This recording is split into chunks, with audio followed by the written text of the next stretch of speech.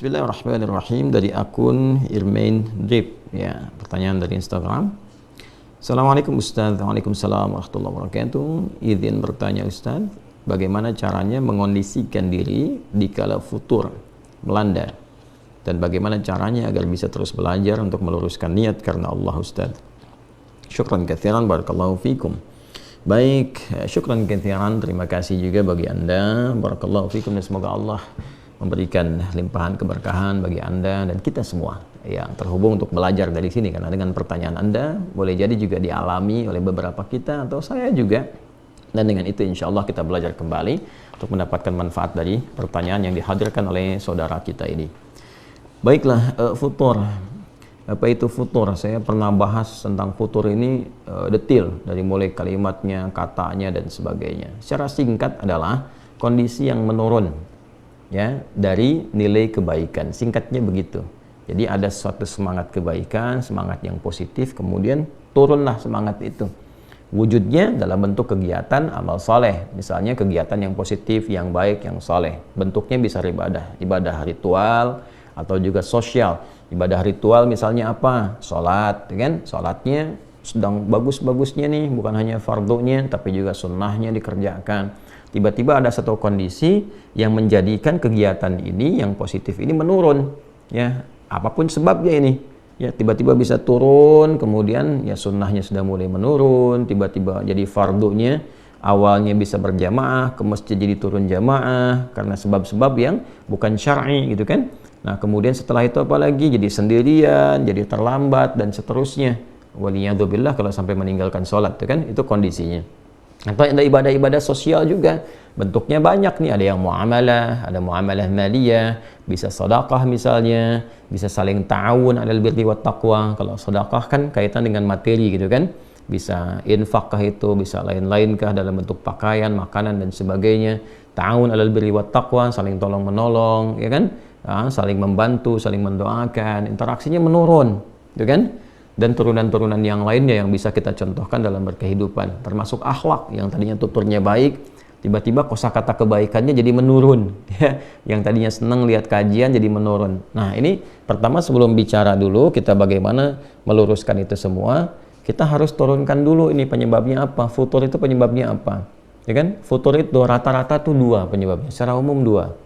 Yang pertama, ada kesibukan dunia yang berlebihan, kan dunia lawannya akhirat, ya, walal akhiratu khairul laka minal ula, dan sungguh kehidupan akhirat itu lebih baik daripada yang ula, yang pertama dunia. Jadi lawan akhirat itu dunia, lawannya selalu begitu, ya. Jadi kalau Anda berlebih akhiratnya, maka dunianya akan ikut nanti, ya. Tapi menariknya begini, bukan meninggalkan dunia, ikut akhirat itu bukan meninggalkan dunia, menjadikan value kegiatan dunia itu untuk kebutuhan akhirat, itu maksudnya. Jadi minum tetap minum, makan tetap makan, kerja tetap kerja, nggak berubah kok jam kerjanya, kan? Makannya nggak berubah, minum nggak berubah, silahkan selera apa mau ditampilkan, asal itu halal dan thayyib, silahkan.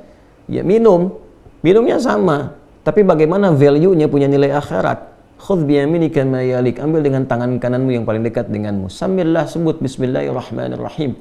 Jadi begitu akan minum, bismillahirrahmanirrahim, minumannya sama, menghilangkan haus juga, sesuai dengan selera kita bisa pilih, tapi kalimat bismillahirrahmanirrahim menjadikan itu bagian dari ibadah, kan?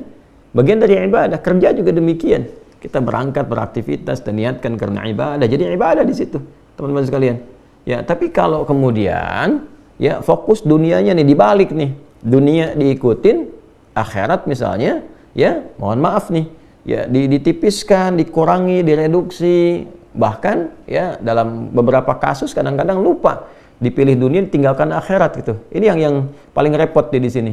Akhirnya apa? Ketika porsi dunia yang terlampau tinggi, ya, pekerjaan, mencari pekerjaan yang bisa menunda waktu sholat, ya pasti futur, ya. Ya, padahal Anda tahu Allah pemilik rezeki, kan? Allah kan pemilik rezeki. Yang ngasih rezeki siapa? Allah. Kenapa nggak ngikut aturan Allah? Begitu diikuti, Allah berikan rezeki yang membahagiakan, yang menenangkan. Anda tinggalkan, itu capek Anda, lelah. Ya, makanya kerja tanpa ibadah itu pasti lelah. Berangkat lagi, kerja lagi, kerja lagi, kerja lagi, kerja lagi. Itu kan ujungnya capek, lelah. Tapi kalau diniatkan ibadah, ibadah itu kan menenteramkan jiwa. Ibadah itu konsumsinya, konsumsi apa? Konsumsi hati, kan? Makanya iman itu kan di hati. Nah, hati itu kan sumber perasaan yang menggerakkan semua bagian tubuh kita. Dia yang memerintahkan ke akal untuk berpikir. Dia yang menjadikan rumusan akal diterjemahkan ke bagian tubuh untuk beraktivitas. Makanya kalau hatinya gelisah, akalnya nggak akan tenang, pikirannya pasti kacau. Hati gelisah, pikiran kacau. Dan tindakan itu nggak akan teratur, nggak akan terukur. Karena desainnya begitu, penciptaan kita itu seperti itu. Dari hati, kemudian naik ke pikiran, baru kemudian ke bagian tubuh kita. Jadi kalau hati bermasalah, pikirannya pasti akan salah. Hatinya dengki, pikirannya pasti akan kotor. Ya, tindakannya pasti akan meracau, pasti nggak bagus. Sumbernya di sini. Ya, dalam jiwa kita. Karena itu agama datang untuk membimbing jiwa, menertibkan akal, dan mengarahkan bagian jasmani kita untuk berbuat yang benar. Itu keindahannya. Maka gampang cari agama yang benar tuh. Lihat aja, apakah ajarannya menuntun 3 bagian ini secara optimal atau tidak. Ya, lalu semuanya jadi penghambaan kepada Allah. Nah, itu poinnya teman-teman sekalian. Jadi kadang-kadang, mohon izin ya, sebagian dari saudara-saudari kita dalam berkehidupan yang tinggi tingkat penggunaan akalnya, tapi tidak mampu menggunakan akal itu untuk memahami agamanya. Ini yang jadi tanda-tanda besar nih. Untuk dunia cepat sekali, rumuskan ini, rumuskan itu, tapi pada akhirnya apa? Gelisah, capek. Terus pekerjaan di akhirnya cuma nanam-nanam tanaman yang sederhana, nanam kangkung, cabai untuk menghilangkan stres saja. Terus ada yang menghilangkan, ya bahkan nyawanya, na'udzubillah min dzalik gitu kan. Setelah itu, kenapa? Karena ada yang nggak terpenuhi. Nah, jadi kalau Anda bekerja sampai lelah, capek, sampai tiba-tiba kemudian juga ada kondisi ini mulai tertinggal, itu tertinggal, mungkin dunianya berlebihan. Ya, sedangkan yang repot begini, yang repot itu kan kita sadar betul akan meninggalkan dunia. Nah, ini poinnya. Ya, kan orang cerdas itu kan orang yang bersiap pada tempat yang akan dia tuju.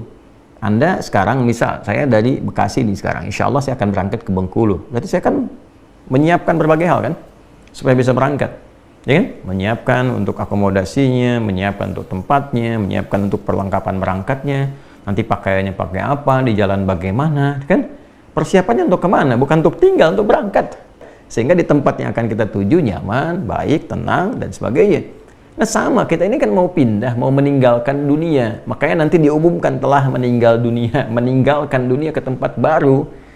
Ya, maka orang cerdas dia akan menyiapkan bekalnya. Bagaimana dia berkehidupan di dunia, saat bersamaan dia kumpulkan bekal untuk kehidupan selanjutnya, untuk tujuan akhir yang dia mau berangkat ke sana. Nah, kita kan sekarang sedang mencari bekal untuk berangkat ke situ. Itu perjalanan terakhir kita tuh. Ya, ini kan kita pergi-pergi nih, dunia, pergi. Untuk apa? Untuk menyiapkan bekal, cari petanya nih. Ya, ini yang harus saya siapkan, di sini saya siapkan. Untuk apa nih dikumpulkan ini? Supaya kita bisa kembali pulang, berangkat ke tempat terakhir nih, ya, pelabuhan kita yang paling akhir. Kan seperti itu konsep hidupnya. Ya. Nah, kan tiap tahun diajarkan mudik tuh ya, mudik ke tempat asal. Tempat asal tuh ma'ad namanya. Ya, ma'ad. Ya, innallaha la radduka ila innalladzi farada 'alaikal qur'ana la radduka ila ma'ad. Ya, kan demikian Allah menyampaikan dalam Al-Qur'an. Sungguh yang telah Muhammad sallallahu alaihi wasallam yang telah memberikan kepada engkau petunjuk dari Al-Qur'an, memfardukan engkau, mewajibkan mengikutinya, menerangkan kepada umatmu, menjelaskan, mencontohkan, akan mengembalikan engkau pada tempat kembali. Ya, makanya Ibnu Qayyim Al-Jauziyah mengarang kitab Zadul Ma'ad, bekal untuk pulang. Dan itu pasti, ya, waktu kembalinya itu pasti disebut dengan mi'ad. Innallaha la yukhliful mi'ad. Allah nggak mungkin nyalahi janji. Satu saat kita akan pulang. Ya kan? Nah, jadi kita diajarkan tuh tiap tahun, ya, karakternya sifatnya disebut dengan id, ada ya'udu idan, id. Kita kan ada Idul Fitr, kembali kepada fitrah kita, makan kita, kembali kepada kenal diri kita, tujuan hidup kemana. Ada mudik kan tiap tahun itu ke tempat asal. Nah, apakah orang mudik itu pasti mudik kalau dia nggak punya bekal? Belum tentu. Dan spirit mudik itu mencari bekal dulu kan supaya bisa kembali ketemu keluarga. Itu kan miniatur dunianya yang menggambarkan bagaimana konsep kehidupan kita sampai pulang ke akhirat. Nah, jadi yang pertama mesti ada keseimbangan. Bukan meninggalkan dunia. Ingat ya, ibadah itu bukan meninggalkan dunia. Justru tugas kita itu diberi tugas memakmurkan kehidupan di bumi ini, di dunia ini. Dunia itu kan sifatnya. Jadi mesti makmur. Ya, kalau Anda nggak punya harta, bagaimana bisa haji? Bagaimana umrah? Bagaimana ibadah dengan harta, mewujudkan zakat? Ya kan mesti berlatih kita, makan yang cukup, untuk sholatnya dapat energi, berdiri kuat, kokoh. Untuk makan bagaimana? Mesti bekerja, beraktivitas yang halal, yang baik. Di situ agama memberikan petunjuk.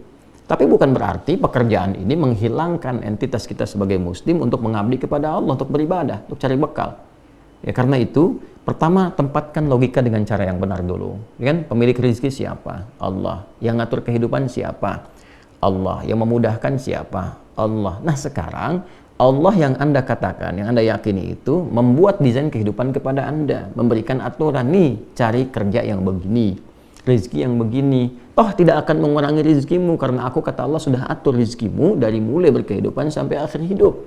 Jadi sebetulnya kalau kita cerdas gunakan logika ini, nggak perlu kita terlalu menyusahkan diri sendiri sampai lelah, sampai nurunin ibadah untuk mencari sesuatu. Padahal kita mengerti, kan ada babnya tuh. Ya, di rukun iman itu ada qada dan qadar kan? Kita kan sudah meyakini walladzi qaddara fahada. Allah yang telah menetapkan bagi kita. Apa yang ditetapkan itu di antara rezeki. Wa fis samaa'i rizqukum wa ma tu'adun. Quran surah 51 ayat 22 kan? Ya, dan di langit telah ditetapkan rezekimu dan dijanjikan akan diberikan. Nah, nanti kalau sudah punya keyakinan yang kuat, gak akan tertukar rezeki ini, pasti diberikan sesuai dengan kemaslahatan kita. Bikin rencana. Saya pengen haji, pengen bisa zakat, pengen begini, pengen sedekah. Lalu berikhtiar. Tempatnya di mana? Dari mulai belajar dulu, karena kan amal bersanding dengan ilmu. Makanya ain lam mim lam. Hurufnya sama jumlahnya, 3 huruf dan semua jenisnya sama. Ada ain, ada mim, ada lam. Cuman beda nanti awalnya. Kalau untuk ilmu, untuk bekalnya dulu, lamnya dulu, ain lam mim jadi ilmu alima. Nanti dengan ilmu itu dipraktekkan jadi amal, amila. Makanya semakin kuat ilmunya, semakin mudah amalnya. Sederhana kok, dari bahasa tuh begitu. Nanti ada kitab namanya Al-Khasa'is karya Ibnu Jinni. Itu bagus sekali memahami korelasi antara perubahan-perubahan huruf dalam satu kata. Ya, misalnya ada ain, lam, mim tadi. Kalau lamnya pindah ke akhir jadi apa? Ini jadi apa? Ada keterkaitan. Makanya ilmu orang semakin tinggi, semakin luas wawasan, semakin mudah beraktivitas dan semakin ringan pekerjaan. Makanya Quran datang dengan risalah ilmu. Iqra, suruh baca. Ya afala yanzuruna ilal ibili kaifa khuliqat, diminta riset. Inna fi khalqis samawati wal ardi wa ikhtilafil laili wan nahari la ayatil liulil albab, diminta berpikir, menganalisis supaya pintar. Jadi muslim itu pintar, jadi muslim itu cerdas. Ya, muslim itu kuat argumen. Makanya interaksi dengan Qur'annya dipertajam, belajarnya dirubah cara berpikirnya supaya berkemajuan, mencerahkan gitu. Itu poinnya. Ya, jadi penyebab futur yang pertama adalah larut dalam dunia yang tidak berimbang konsepsinya dengan apa yang Allah ajarkan kepada kita. Terlalu banyak nih porsi dunianya, tapi nggak diimbangi dengan petunjuk-petunjuk beribadah, ya, dengan konsep akhiratnya. Sehingga rasanya apa? Rasanya pasti akan dirasakan, ada penurunan, ketidakseimbangan dan sebagainya. Pasti dirasakan. Kalau nggak percaya, silahkan cek aktivitasnya, riset aja. Terlalu banyak begini pasti capek, ya, karena jiwanya nggak mendapatkan asupan yang sesuai. Oke, jadi cara berpikirnya tempatkan dulu, bab qada dan qadarnya selesaikan dulu, ya kan? Yakin bahwa Allah itu yang mengatur rezeki, yang menempatkan segala hal sesuai dengan maslahat. Setelah itu baru rumuskan ikhtiarnya. Fa idza faraghta fansab ila rabbika farghab. Ya ayyuhan nasu kulu mimma fil ardi halalan thayyiba. Dari sini. Terus belajar saat yang bersamaan sifat qanaah. Supaya apa? Supaya menerima berapapun rezeki yang Allah berikan kepada kita. Nanti Allah itu, Masya Allah, Allahu Akbar, Allahu Akbar, Allahu Akbar. Itu mengatur kita dulu. Supaya kita pandai dan bisa expert ya dalam memanage harta yang Allah berikan. Jadi kadang-kadang dikasihnya pasti pas dulu nih sesuai kebutuhan. Supaya kita mampu memanage nih. Kalau kita sudah biasa mengatur yang kita lihat sedikit itu, kepada yang banyak nggak menghambur-hambur nantinya. Nggak mubazir. Ya, jadi kalau dari sedikit tuh kita dapatkan, sedikit itu kan kalau bahasa Qurannya cukup, ya, aghna wa aqna, membuat engkau kaya atau cukup. Nggak ada yang kurang. Yang kurang itu yang merasa selalu kurang.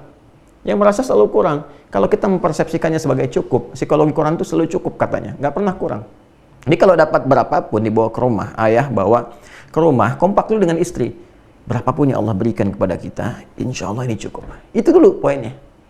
Jadi kalau persepsinya selalu kurang, selalu dipandangkannya angka gitu, setiap bulan mesti segini, kebutuhan segini, Allahu Akbar. Saya di awal-awal masa pernikahan dengan istri dan kita mengontrak juga dan menikmati kehidupan itu gitu ya, nikmat aja karena ngelihatnya kan momen itu sederhana gitu kan ya. Kalau ada kesenangan syakara, kalau ada ujian sabara gitu kan. Lalu Masya Allah kalau kita lihat dari kita mengajar misalnya, terus kacamata umumnya manusia yang menghitung begini ya, saya nggak pernah ngitung gitu. Saya ajarkan pada istri, alhamdulillah kita nikmati berapa Allah yang berikan pada kita, nikmati. Lalu suatu saat di akhir bulan, saya katakan pada istri saya, coba hitung deh kehidupan kita dari awal sampai akhir, berapa yang telah keluar. Dihitung sekian. Masya Allah, berapa yang Allah berikan kepada kita? Ya, setiap buaya dapat tuh berapa. Ya, kalau secara nalar nggak akan cukup. Ya, coba Anda bayangkan, ngajar satu kampus dapat 500.000 misalnya. Sementara ketika dicek di akhir bulan, loh kok 5 juta? Loh kok lebih? Loh kok sekian? Ya, dari mana gitu Allah berikan tuh? Ternyata kita tuh kadang-kadang kurang menyadari bahwa ada rezeki min haitsu la yahtasib yang kita nggak sadar. Ya, kita mau makan, tiba-tiba tetangga kirim makanan, ya kan? Masya Allah, kita tiba-tiba mau minum, kita mau makan bareng-bareng, ketemu teman dibayarin, kan Allah yang nitipin juga gitu. Ya, tak sadar ternyata yang Allah kasih dalam sebulan itu nggak pernah kepake. Jalan-jalan, nah ini qanaah namanya. Nah makanya tanamkan dulu babnya secara lengkap. Ya, tanamkan dengan lengkap dulu keseluruhannya. Oh ini seperti ini babnya qada dan qadar, ini babnya qanaahnya, ini bab mendesainnya. Jadi terkadang Allah Subhanahu wa Ta'ala memberikan kepada kita yang cukup dulu supaya kita bisa mengatur dengan baik. Nanti kalau sudah bisa mengatur harta dengan baik, Allah amanahkan lebih banyak karena Anda sudah bisa ngatur. Supaya nggak jadi beban di akhirat nanti. Begitu cara berpikirnya. Ya, supaya nggak jadi beban, kan dihisab juga. Untuk apa dikumpul-kumpul? Digunakan juga enggak. Cuman buat dilihat, kasihan hidup seperti itu. Dan capek kerjanya tiap malam, pagi, mikirin dunia capek. Wah, nyeting ini, nyeting itu, berangkat sini, berangkat. Capek. Terus kalau udah dapat, dimakannya berapa sih? Ada dapat sebulan 1 miliar, yang dimakan berapa? Hah? Terus dikumpul-kumpul juga cuma buat dilihat-lihat, cek, lihat. Buat apa? Ya, Anda tampil ada yang lebih kaya juga dari Anda kok. Terus termotivasi ngumpulin lagi, itu nafsu namanya. Ya, tapi kalau Anda mulai dari ibadah, tata kelolanya jelas. Ya, oh ini yang segini, demikian, ini untuk ibadah, lebihnya begini. Ini pulang juga nggak repot. Nggak ada ninggalkan keluarga rebutan warisan, berselisih. Tuh kan? Berumah tangga juga terukur. Nggak ada rumah tangga orientasinya harta, rebutan. Ini harta saya, harta kamu, harta saya juga. Repot juga gitu. Kalau seperti itu mana kebahagiaan, sakinahnya mana? Ya, mawaddah rahmahnya seperti apa digambarkannya? Maka yang pertama adalah bangun keseimbangan dalam kehidupan dunia. Jangan berlebihan juga. Itu poinnya. Yang kedua, penyebab futur itu maksiat. Ya, penyebab futur yang kedua adalah maksiat. Mulai bergeser dari jalur ketaatan. Ya, mulai mata dipakai pada yang tidak tepat. Alih-alih memandang yang baik, memandang yang kurang bagus. Lihat bacaannya apa, tontonannya apa. Kalau lihat di internet, di YouTube, apa yang dilihat. Ya kan? Nah, itu pasti akan berpengaruh karena virus kan. Keburukan itu kan virus yang menyebar. Nanti kalau mata terbiasa melihat yang tidak baik, yang salah, yang soleh sudah nggak sensitif lagi. Ya, kan selalu begitu rumusnya. Kanan dan kiri. Kanan dominan, kiri pasti akan berkurang. Kiri dominan, kanan pasti akan berkurang. Gitu. Jadi kalau yang solehnya itu dominan, yang salahnya ditekan, ya kan? Ya. Tapi kalau yang salahnya dominan, yang solehnya akan turun. Qad aflaha man zakkaha wa qad khaba man dassaha. Quran surah 91 Asy-Syams ayat 9 sampai 10. Demikian adanya. Jadi kalau mata biasa dipakai yang soleh, yang taat, yang maksiat akan anti. Melihat sesuatu yang maksiat itu sensitif. Udah gitu kan? Jauhi, tinggalkan, astagfirullah. Tapi kalau dipakainya pada yang kurang bagus, nanti pada yang baik-baik susah. Ngelihat Quran tuh nggak ada getaran, nggak ada rasa pengen baca, pengen interaksi, dan sebagainya. Ya kan? Jadi kalau bukan dunia berlebihan, maka maksiat. Ya, sama, ke ibadah juga begitu nanti. Kalau salah makan, lewat mulut salah makan nih. Ya, nerima yang haram. Menggunakan yang syubhat misalnya, ya paling minimal kan yang syubhat tuh, yang belum diperjelas. Kalau ada syubhat tuh diperjelas dulu, sampai jelas. Bukan langsung ditinggalkan, diperjelas. Ya, baru kalau belum tahu ini jelas atau tidaknya, belum terang, ya, bayyin halal dengan haramnya. Innal halala bayyinun wa innal haram bayyinun wa bainahuma umurun mushtabihat. Yang halal itu jelas, yang haram itu jelas. Di antara keduanya ada yang syubhat. Nah, kalau ada syubhat ini, bukan ditinggalkan dulu rumusnya, jelas dulu, perjelas dulu, ini halal atau haram. Kalau belum menemukan itu, tahan diri dulu, itu maksudnya.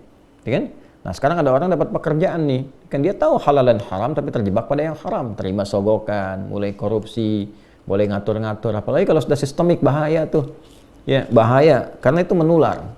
Hati-hati, maksiat itu menular.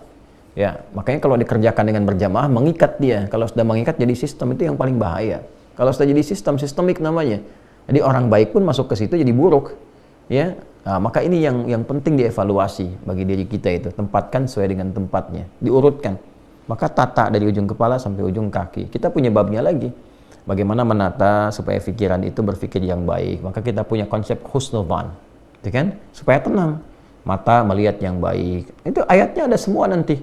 Ayatnya ada semua. Ya, dari mulai dzan itu inna ba'dadh dhanni itsam, awas ada pikiran yang bisa berpeluang menghadirkan dosa seperti suudzon, merencanakan keburukan dan sebagainya, ya kan? memikirkan yang jelek, memikirkan tentang adu domba, namimah, ya qattat dan sebagainya. Dalam hadis tuh hati-hati tuh ya, ada peringatan-peringatan itu. Nah, kemudian apalagi teman-teman sekalian, turun ke mata, Quran surah ke-24 ayat 30 untuk laki-laki, 31 untuk perempuan, kullil mu'minina yaghuddu min absarihim, jaga pandangan supaya nggak salah, supaya nggak futur. Ya, kemudian ke lisan, jaga lisan, jangan berkata yang kotor. Ya ayyuhalladzina amanu la yaskhar qaumin qaum, jangan saling mencela, la yaktab ba'dukum ba'dha, kan? Jangan bergibah, jangan bikin hoax. Wailul lil mukadzibin, celaka kalau berdusta. Jaga supaya nggak futur sampai ke ujung kaki. Nah, kalau tubuh kita sudah terjaga dari yang salah, yang soleh muncul. Itu cara kerjanya, seperti itu kinerjanya. Nah, sekarang kalau bagian fakrah atau paragraf bagian selanjutnya, pertanyaan turunannya, kalau sedang terlanda itu bagaimana cara mengobatinya? Kan? Yang pertama adalah dengan zikrullah. Zikrullah, ingat kepada Allah. Ingat Allah itu adalah bagaimana mengingat kita untuk menghamba kepadanya. Kan itu hamba. Kalau sudah paham begitu, terus pakai ilmu. Bagaimana desain kehidupan kita ini? Oh, sadar kita mau pulang, kan? Dilihat ma'rifatul insan, kenal diri sendiri. Nanti setelah itu jadi ma'rifatul rahman, maka kita kenal Allah, sang Rahman, sang Rahim. Ya, kita tahu jalan hidup kita, duduk dulu, kenal nih kita mau kemana, kan mau meninggal nih, mau pulang. Tanyakan, apa meninggal akan dalam keadaan begini, sifat jelek begini, nggak punya kenangan baik, dihujat banyak orang, ke akhirat juga terancam. Apa mau seperti ini? Sementara Allah menampilkan sifat Rahman, memberikan rahmat. Qul ya ibadiyalladzina asrafu ala anfusihim la taqnatu min rahmatillah. Muhammad SAW viralkan kepada semua umatmu, jangan memvonis diri berlebihan. Aku ini punya rasa kasih yang dalam, perhatian yang luas, jangan putus asa dari rahmatku. Kau mau berubah sekarang aku bimbing, kata Allah. Itu begitu. Ya, berubah. Innallaha yaghfiru dzunuba jami'a. Allah ampuni semua dosanya kalau kau mau tobat. Maka dari situ nanti turun istighfar. Istighfar itu melembutkan hati. Makanya sering istighfar untuk mencegah futur. Istighfar, astagfirullah. Itu untuk mencegah futur.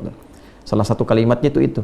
Ya, nanti latihannya yang paling bagus tuh, yang paling kuat ke jiwa itu menjelang fajar, waktu sahar. Ya, wabil asharihum yastaghfirun. Quran surah 51 ayat ke-18. Ya, wabil asharihum yastaghfirun. Ya, setelah tahajud menjelang subuh astagfirullah. Itu lebih kuat ke jiwanya. Nah, nanti terbiasa di lisan. Naik kendaraan, astagfirullahaladzim, astagfirullah. Itu mau balikin lagi suasana kita tuh. Sadar. Nah, setelah itu tingkatkan ibadah dengan ikhlas. Atur dulu pelan-pelan supaya mendapatkan kenikmatan. Cari waktu-waktu yang meneduhkan kepada jiwa. Tengah malam, 2 rakaat dulu.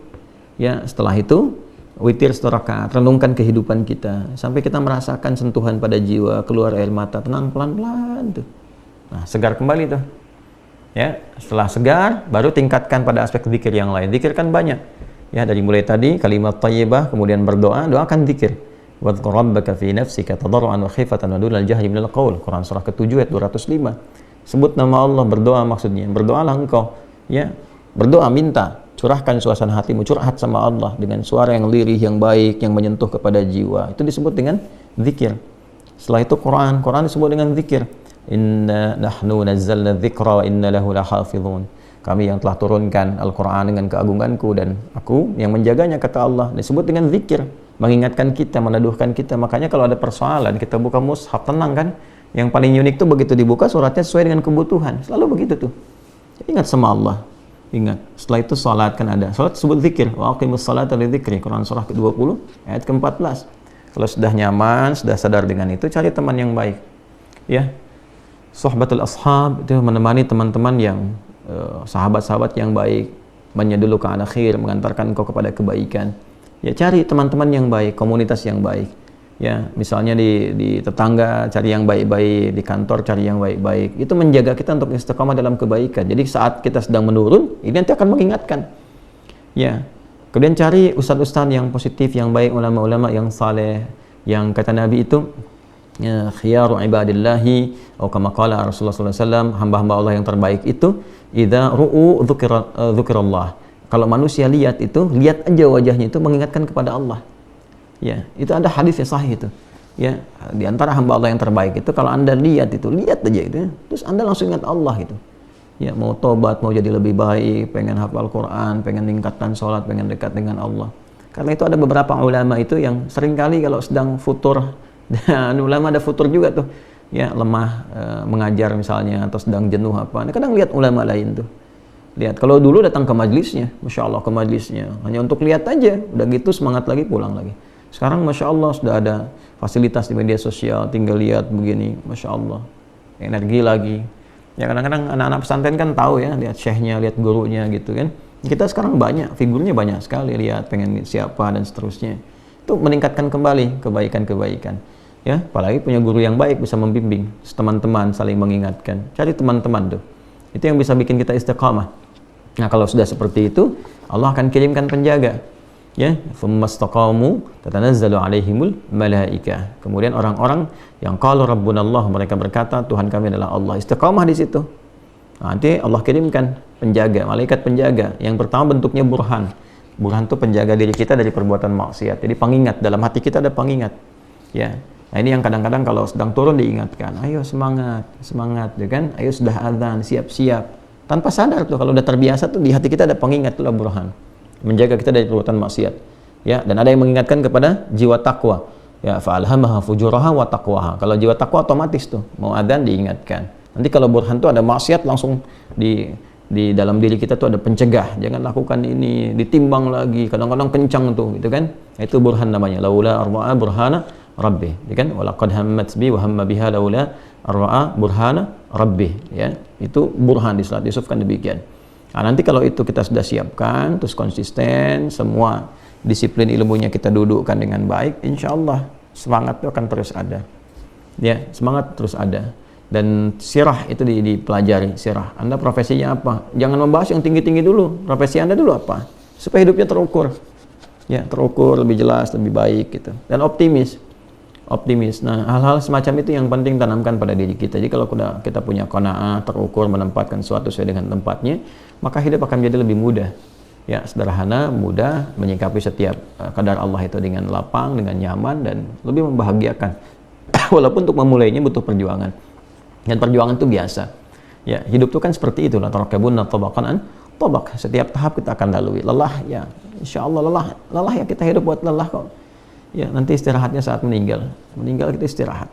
Ya, lelah aja dulu. Tapi kalau lelah diisi sama ikhlas niatnya benar, insya Allah tubuhnya nggak terlampau letih gitu. Ya, tapi kita menikmati apa yang kita kerjakan.